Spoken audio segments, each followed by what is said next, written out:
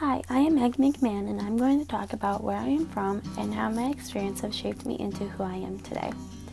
I wanted to start off talking about who I have learned the most from. My dad grew up in the town next to where I live now. We live in the northern suburbs of Chicago. He grew up in a two-parent family with 5 siblings. He grew up in an Irish Catholic home, so family has always been very important to him, and now it is for me. He worked extremely hard through school. He graduated from Penn with a bachelor's in economics. While doing this, he learned how to work hard, how to be responsible, and be dedicated, and has passed those values on to me. After a couple of years of working, he got laid off. This is the time I cherish the most.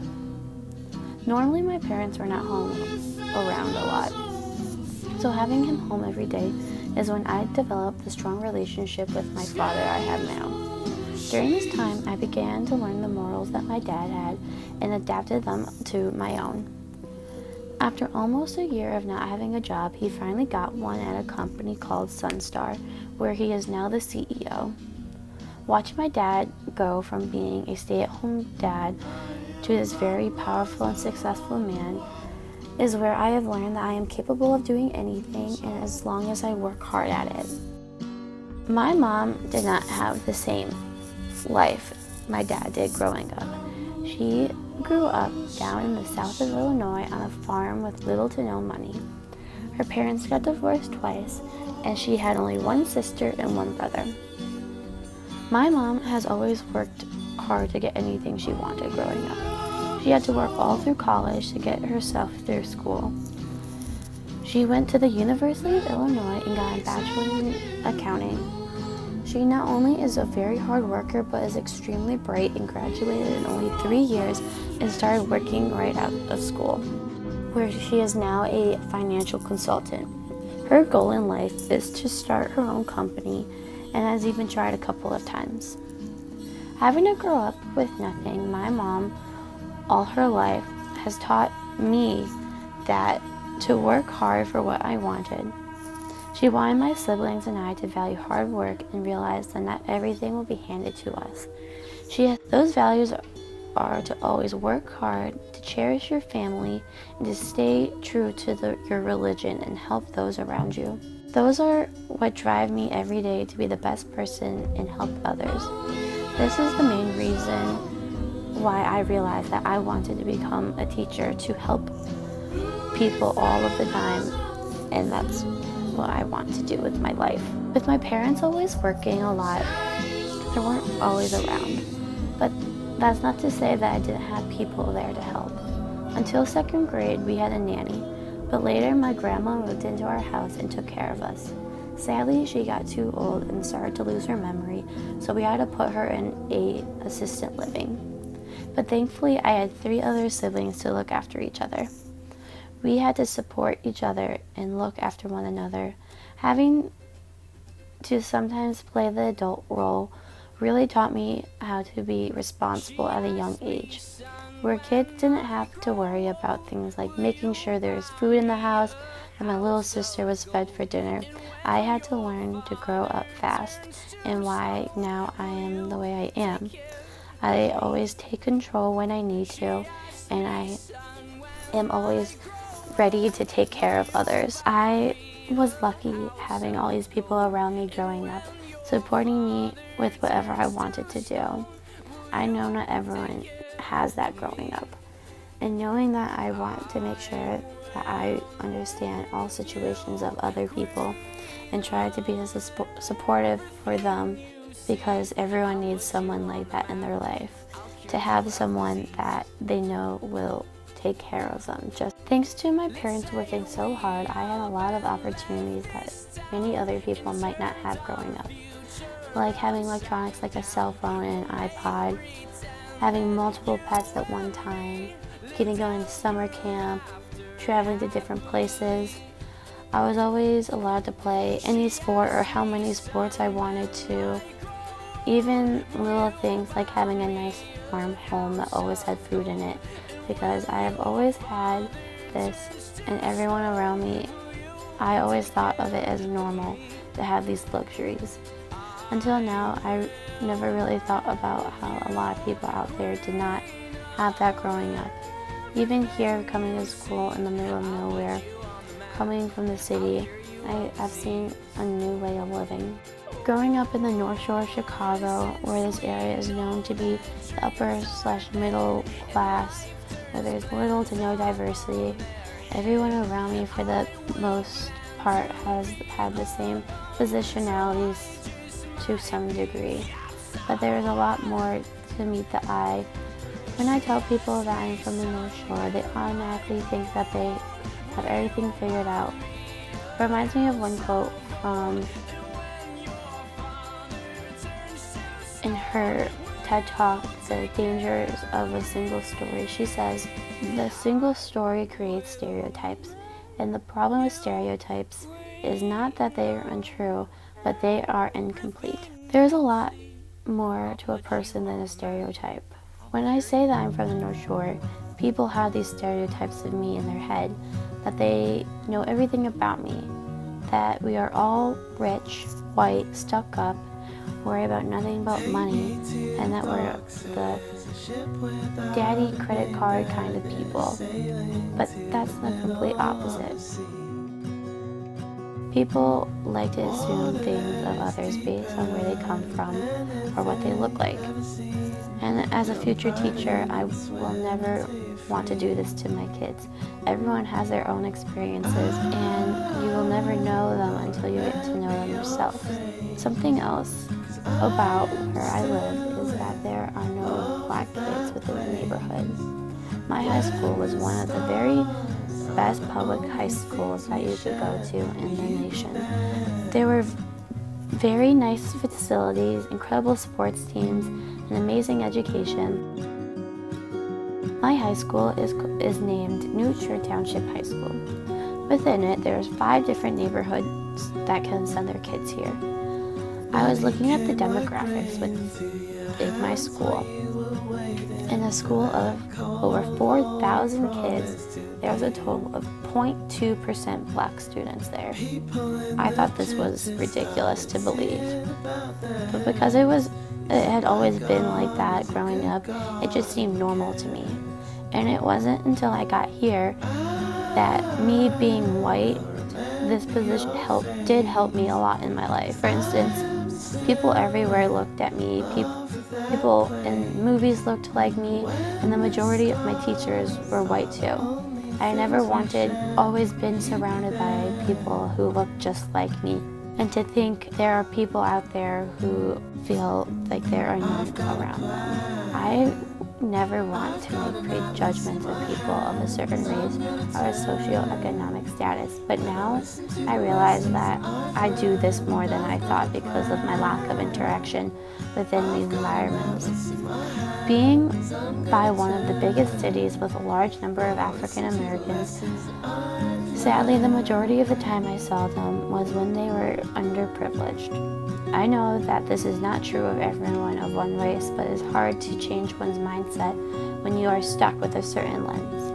My time here at school has helped me start to shed the lens, to show me that it is incorrect about my prejudgments, and I couldn't be happier about this because I know in my future classroom that will not always be the case.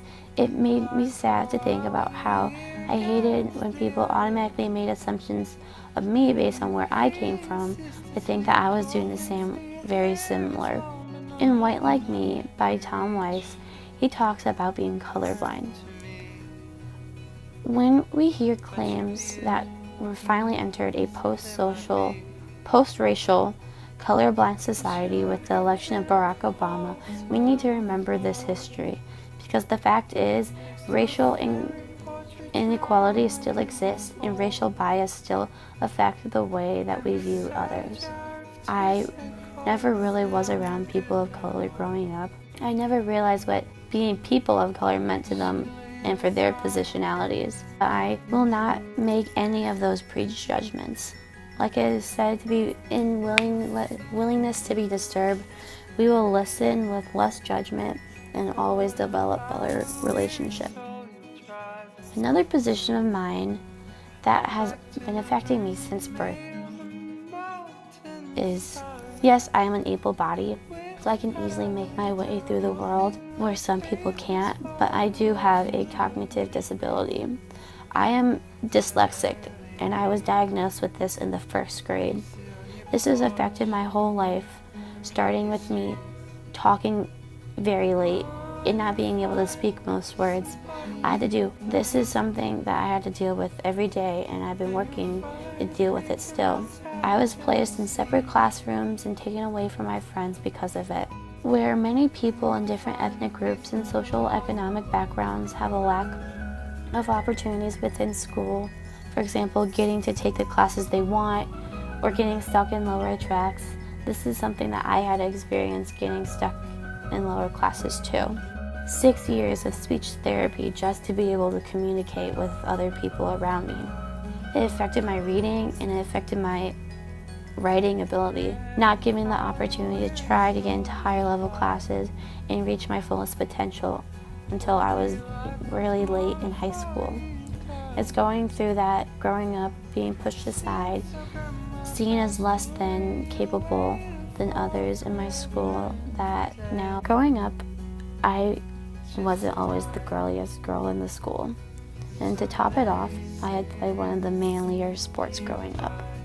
All my life, I have faced people being surprised when I say that I play hockey. It makes me empathetic of those that are pushed aside because of something as low as race or religion, and no one should have to feel that way. So with my future classroom, I want to make sure every single person within my class feels important and that they know that no matter what, they can do great in anything, even if they have a physical or intellectual disability. These gender stereotypes that I had to face all of my time growing up and now didn't make me feel weak or anything less than, but I took those and empowered myself to work hard, to get stronger, to prove everyone wrong, to prove everyone that girls can do about anything just as much as guys.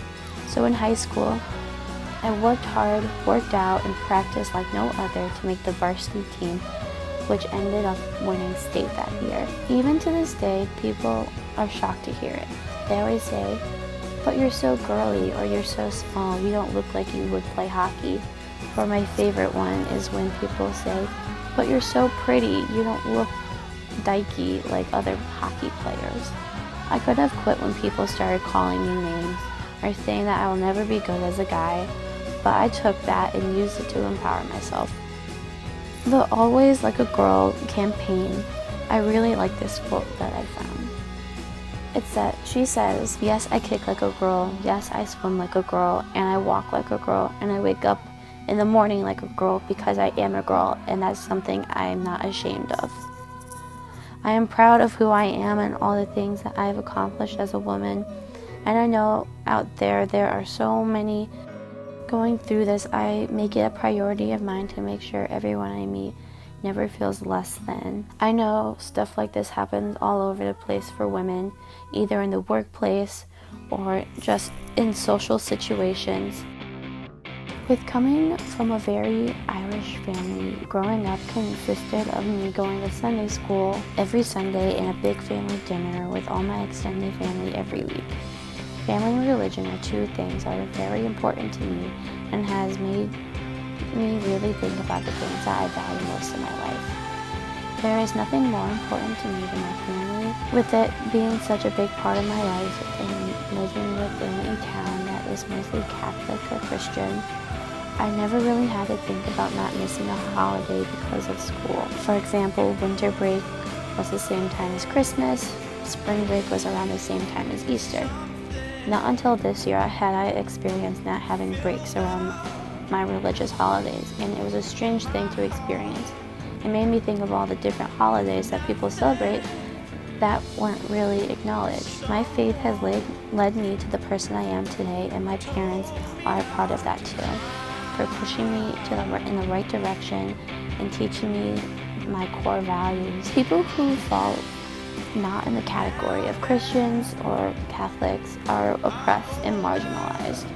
After reading the article Kill Santa by Blumenfield, there were things that stood out to me that made me evaluate my school and my religion and how one played a role in another. Blumenfield had come up with a list that talked about 14 different examples of Christian privilege.